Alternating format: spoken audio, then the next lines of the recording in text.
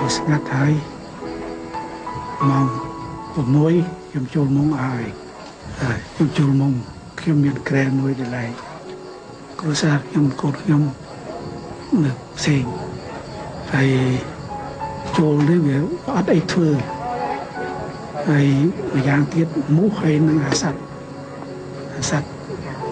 ក្អាតនឹងវាខំជាប់អបសក់ដែរប៉ុន្តែខ្ញុំធ្លាប់ព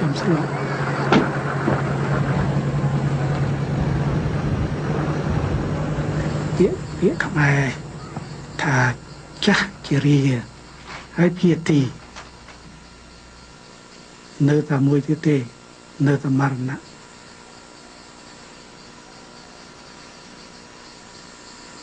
ៈពេលណាខ្ញុំមិនដឹងម៉ោងមិនដឹងថ្ងៃទេ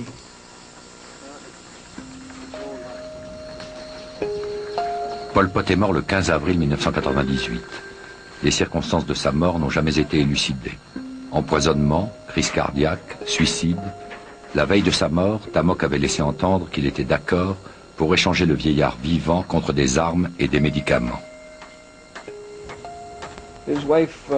Son épouse et sa fille de 12 ans, lorsqu'on a évoqué sa réputation de meurtrier de masse, on dit que c'est l'histoire qui devrait juger. Et son épouse a ajouté qu'il était un bon père et un bon époux, qui, je cite, n'a jamais enseigné au peuple à se conduire en traître. How would she like her father remembered by Cambodia?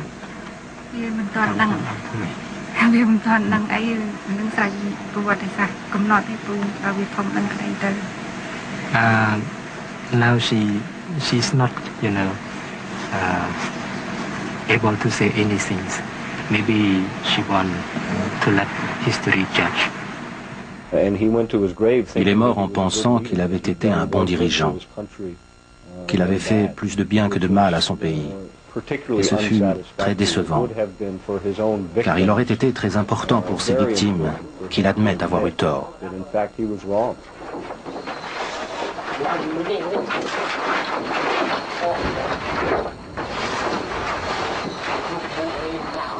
Pol Pot a cru toute sa vie qu'il avait une mission, sauver le Cambodge de l'impérialisme, surtout de celui du Vietnam, et créer une nouvelle société, plus radicale encore que celle de la Corée du Nord de Kim Il-sung, ou celle de la Chine de Mao Tse-tung. Pour construire cette utopie, il a sacrifié près d'un quart de la population cambodgienne. Il a brûlé toutes les étapes du processus révolutionnaire.